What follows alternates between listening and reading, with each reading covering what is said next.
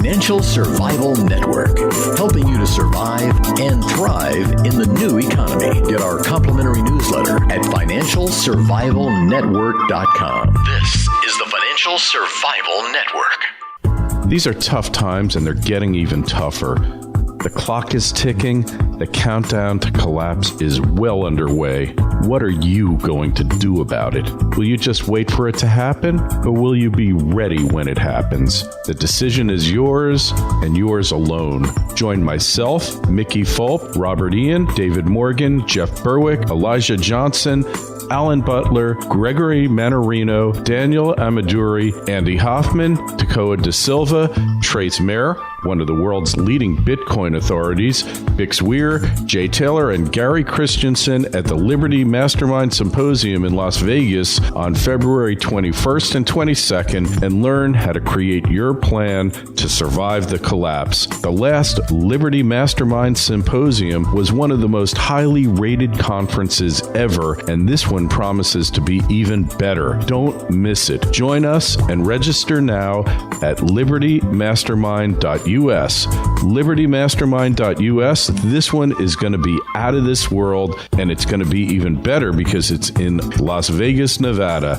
Go to Liberty Mastermind US and sign up today. You are listening to the FinancialSurvivalNetwork.com. I'm Kerry Lutz on 1230 WBZT. Well, you know the real side. You know Joe Messina. You've heard him on here before, and he's coined a new term that I think really sums up quite a lot of what's happening in America today. It's called Demopracy. Joe, welcome back. How are you? Good. How you doing? Always a pleasure to be on with you. Always too. And what is this thing called Demopracy? I feel like I'm living it, and I should know what it is, but I can't quite describe it. Oh, you're in the heart of it, man. It's a mix of reality and democratic hypocrisy. Okay, I mean, and what caused me to push this piece down the road was you guys just elected Bill de Blasio. Not me. I live in Florida now. We have our own share of half-witted politicians that can't even cross the street without stopping traffic. Your hometown or your home Former. state. You know, I grew up in Massachusetts, and I'm always floored by what they do there. But they elected him by a 73% vote, and this guy does it. He oozes socialism, borderline communism. This guy, in his mind, he wants to close down the pregnancy crisis centers because they don't provide health services, but he wants to give Planned Parenthood space in city buildings for free. Mm-hmm. This is okay because they provide health services. I mean, if you know anything about the crisis centers, I won't get all into this with you, but they provide exactly the same services except for one that Planned Parenthood provides. There's no difference between the two, and they do it for free. Isn't that wonderful? They're not even tax money. They do it for free. Not even your money coming out of it. So. Sounds like a good value. I think so. And look, they don't turn anybody down. They don't push anybody in the direction. I know about these centers. I've looked into them before because you have to do your homework when you're doing shows like ours. Otherwise, people pummel you if you get your information wrong. But both groups, again, to want to shut one down because it doesn't live up to his ideology, it doesn't live up to his belief system. And keep the other group open, and not only that, but give them taxpayer dollars. It's just amazing to me. Yeah, well, we're living in this never land, and this guy de Blasio, as he admitted from his own mouth, he was talking to the leading real estate interest in the city. He said, "I'm not a free market guy," which means basically he knows better than the market. He knows how to run things better than the market. He's just smarter than the free market because, he's just one of them, right? Yeah. Well, what scares me about him is, again, and I'm not going to make a direct distinction between him and Hitler, but remember Hitler, when he told people what he was going to do, he really did. He came out and he told them what he wanted to do to the nation, how he was going to rebuild the nation. He is a card-carrying democratic socialist. Self-proclaimed. He's out there telling people he doesn't care He's got no shame about it. He traveled to the Soviet Union as a student, and he honeymooned with his wife in Cuba. And he said, I broke the law. I know I broke the travel ban. I don't care. Yeah, he broke the Trading with the Enemy Act. And, you know, Joe, if you and I did that, we might hear the knock in the middle of the night of a jackbooted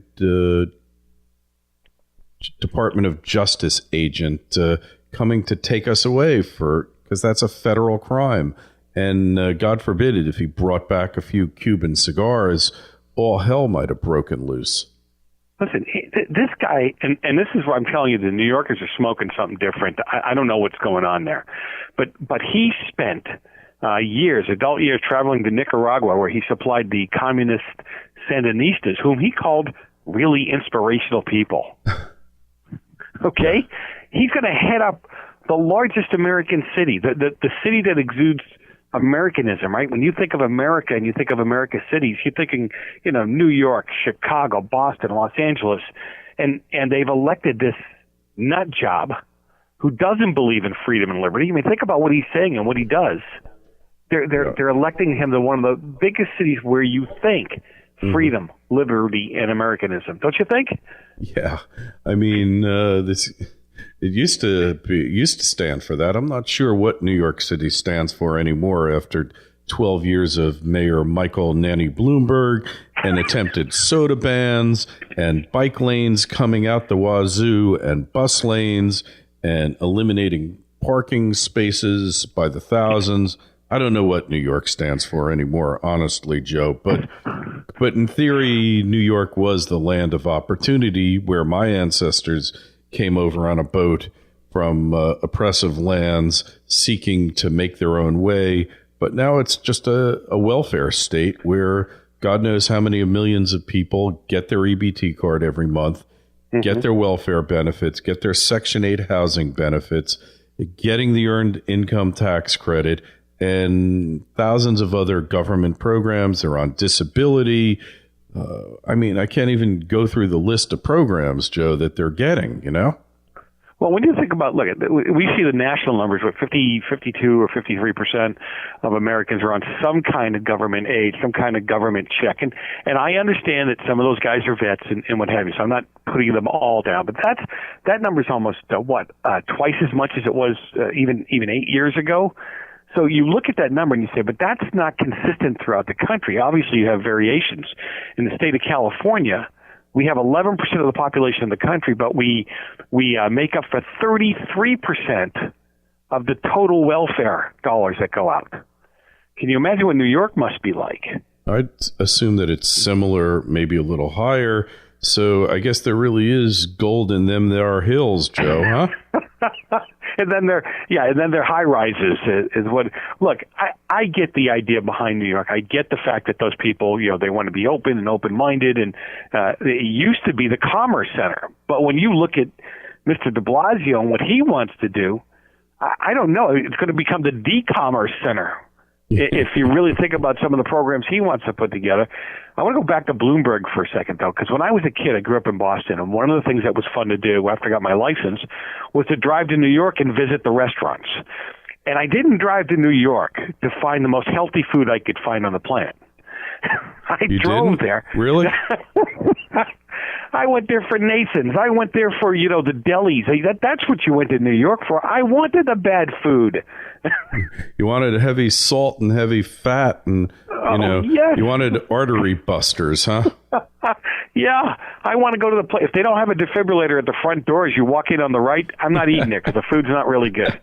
I feel the same way, and I felt the same way for most of my life until recently when I realized I was too damn fat, and if I didn't change my lifestyle, I probably was going to be checking out earlier than I should. But hey, New York is the epicenter of the greatest dining experiences in the world, and all this guy wants you to do is eat healthy. He's like that damn, that annoying aunt that it's like, keeps telling you to eat healthy, and, that busybody that you just want to slap, Yeah, well, some people grow up in different parts of America don't realize. Again, you grow up in Boston. On every corner, there's a little store, a little mom and pop store everywhere. Not the 7-Eleven, but a little mom and pop store. And I remember Bloomberg saying in New York that he wanted the pictures of the cartons of cigarettes out of the windows. No more advertising in the windows for cigarettes. And I'm thinking, does he think the IQ of the New York people is down at 2 or 3? That they're not going to know that they can run down to the local corner store and get cigarettes? Do they really think some young kid walking down the street is going to see a pack of Camels in a window and go, hey, maybe I should start smoking? Come on, this is just ludicrous, is it not? Yeah, I mean, they wanted to raise the smoking age. I don't know if they pulled it off yet, to 21. So you can go and vote. You have enough sense to vote an idiot like de Blasio into office at 18 years old, but you don't have enough sense whether or not to decide whether you should smoke cigarettes until you're 21. All right, you can vote for communism at 18, but you can't decide whether or not you should smoke cigarettes until you're 21. What's the reasoning there, Joe? That's a democracy, remember? Right, democracy. Right back. Now I'm beginning to understand, Joe. Thanks for clearing that up. You can go into service at 18. You can carry a gun. You can. I mean, give me a break. They don't think logic has left the building for the left. That's my personal opinion. That's how I feel about it. It's almost like there's no way. The left starts off with there's no way that you can take care of yourself. There's no way you can think on your own. So let us figure out what's right for you and just do what we tell you to do, and everything will be fine. And they put up people like we were talking about it during the break, Sheila Jackson Lee. I mean, they think this woman is a brain surgeon. Yeah. Give me a break. If this is where they start with, if she wants to give unemployment benefits to employed people, and I'm going, send me a dictionary that shows me the real meaning of unemployment, because obviously I don't understand it.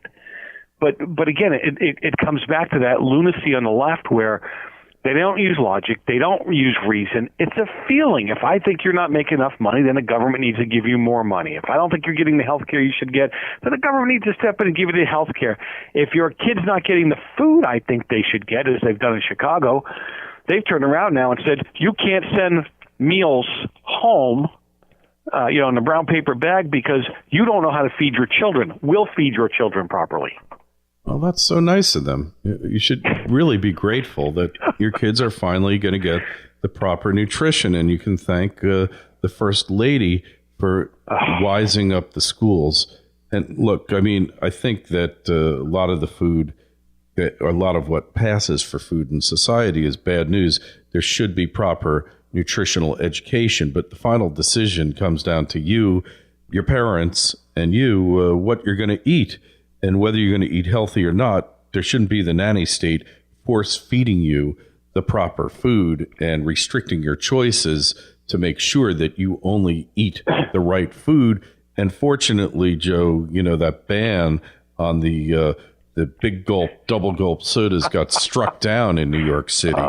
I mean, and, I talked to kids and they said, yeah, the government should control it. There's too much obesity. How else are people going to stay healthy?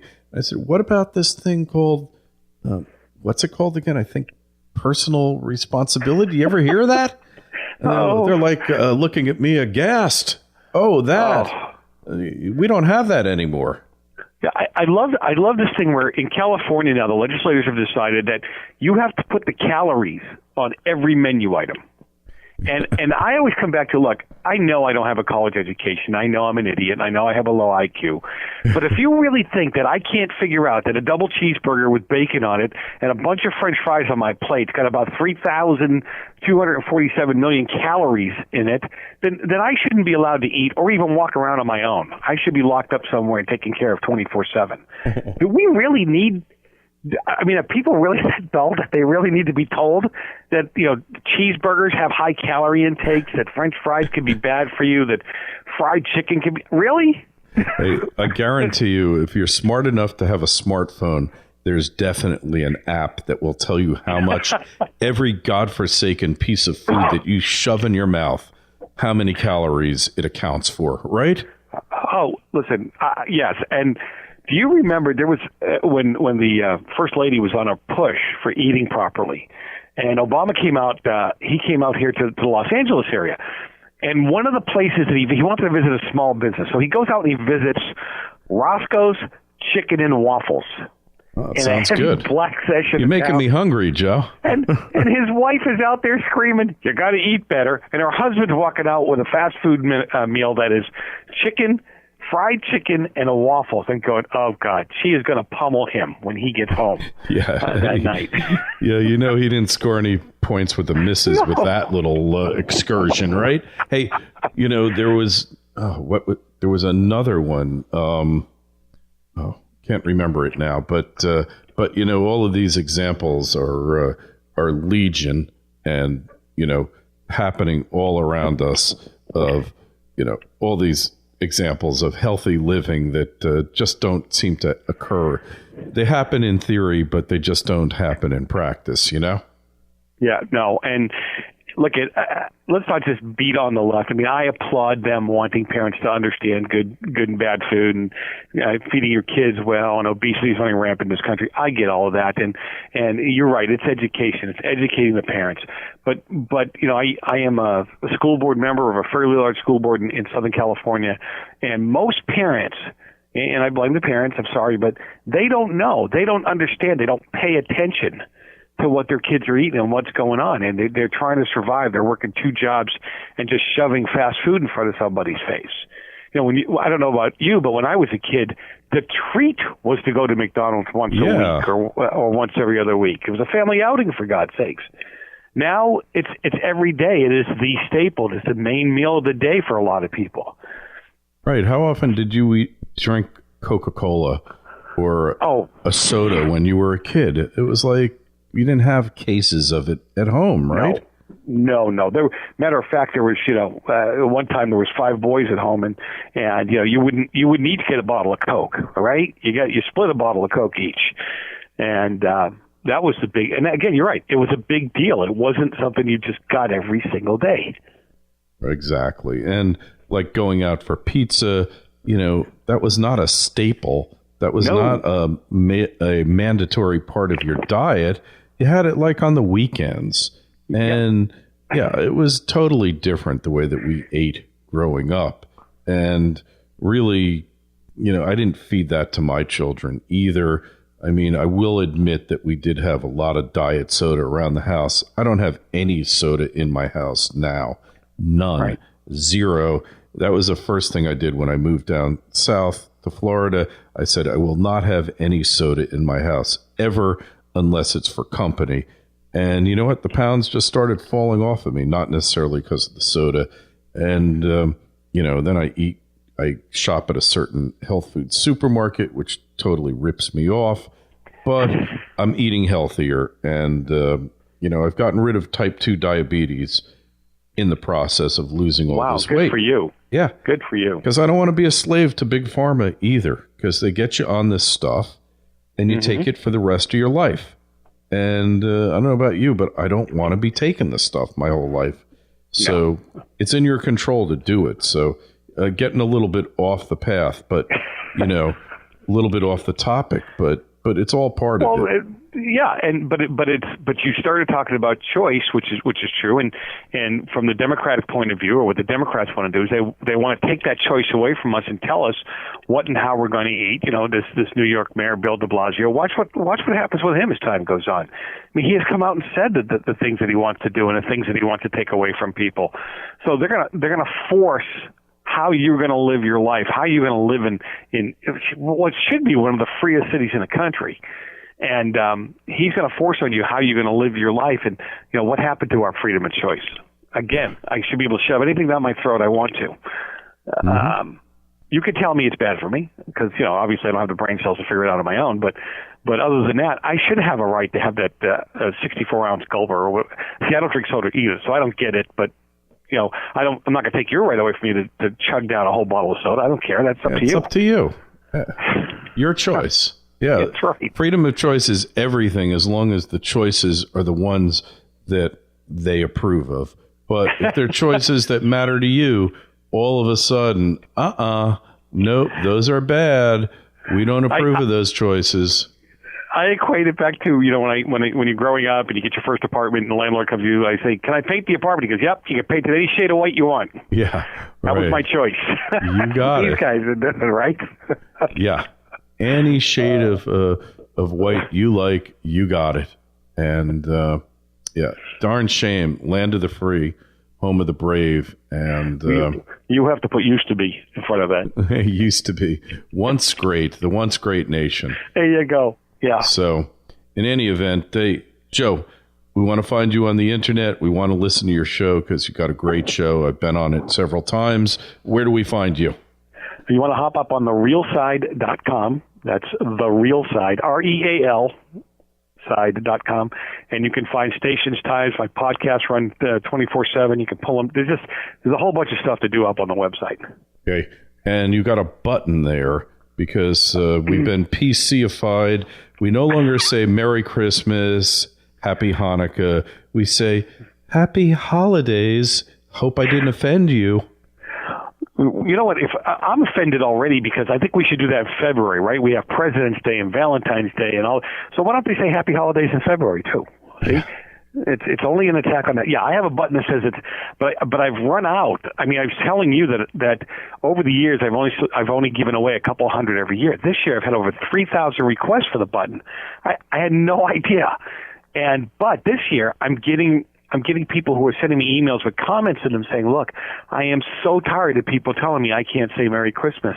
I'm so tired of this PC correctness, and I want to change that. And even if I told you, I got an email from a Jewish guy. He said, I'm a Jewish guy, and I don't celebrate Christmas, but I don't like what they're doing. I don't like the fact that they shouldn't be saying Merry Christmas and such. Yeah, I feel the same way. I'm Jewish, but you know what? I grew up saying Merry Christmas. It was always my favorite time of the year because I hated school, and it gave me a much-needed break to get the heck out of the place. And, you got gifts and stuff, and it was fun. And at that time, I happened to like snow, even though I hate the stuff now. And, look, it's a joyous time of year where you're supposed to, stop fighting with one another and have some fun with your family. Everybody gets together and, you act as a family, and it's harder and harder to do now. So let's stop with the PC nonsense. Let's get on here as we should. And so do you have any of those buttons to give out, or are you all out of them? I am all, as of this weekend, I am all out. And, hey, how about a gentleman's bet on what department stores open at some point in time on Christmas Day? Oh, well, they all will. If they can open on Thanksgiving, then they can open on any holiday, Christmas right? isn't that far behind. Yeah. Yeah, that old song, Deck the Halls with Advertising, fa la la la la la la la la, 'tis the season to be buying, right?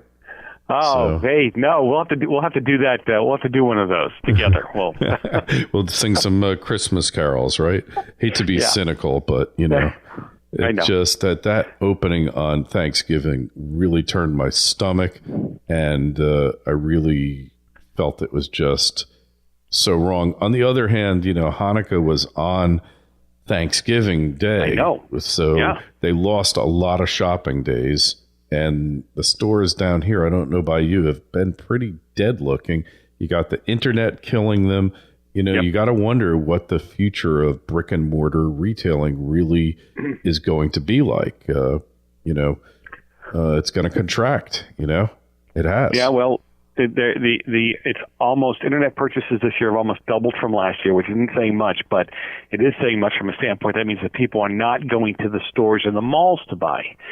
So you can order online, free shipping, gets there before Christmas. You don't have to fight the mall lines. I mean, why not do that? And you usually can find a cheaper price online. Yeah, and you don't have to go through the antisocial riots that take place on Black Friday. I mean, it's just like people dying. Yeah, at Christmas time, people dying over a gift. Yeah, fighting over $10 toasters. I mean, what is going on here? You see that, and you just over toasters that are probably going to break within a week anyway. And it's like, and anything that you can buy in one of those stores, I guarantee you, I can find cheaper on the internet or eBay. and or on Amazon. And you know what? I don't have to spend gas.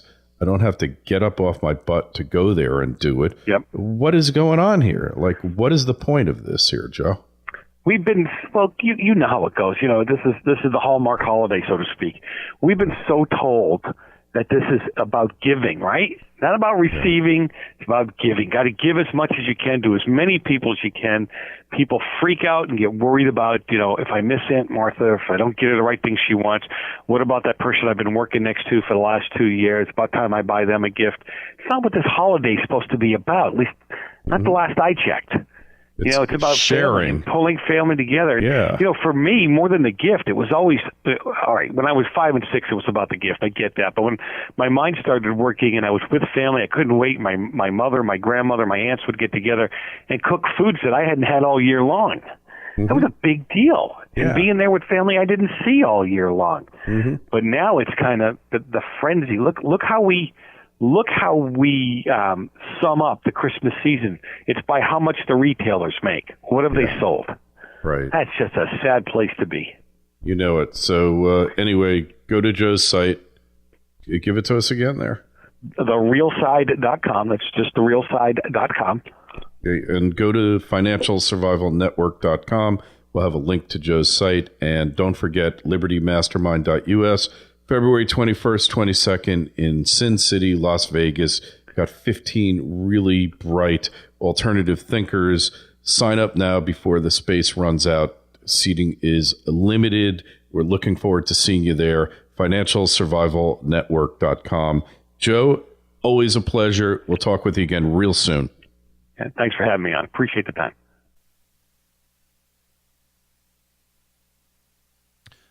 Summer is almost over, and so far we've really lucked out. No hurricanes. And living in Florida here, I'm extremely grateful, but that could change tomorrow. And look, we're about to celebrate the 1-year anniversary of Superstorm Hurricane Sandy. Do you remember that one? Not very many people in the Mid-Atlantic or the New York area region were prepared for it. But if you had PrepareWise emergency preparedness food, you were ready. If you'd prepared with PrepareWise, water and the basics, some currency and a means of self-defense, you weren't caught off guard. And if you weren't prepared then, please learn from it and get prepared now with PrepareWise emergency preparedness food. It always pays to prepare. Go to preparewise.com, use the code Lutz. You'll get great savings. Depending on the size of your order, you're going to get a whole lot more. Be prepared. Don't be caught waiting for the government to come and save you. Preparewise.com. Use the code Lutz, L-U-T-Z. Be prepared.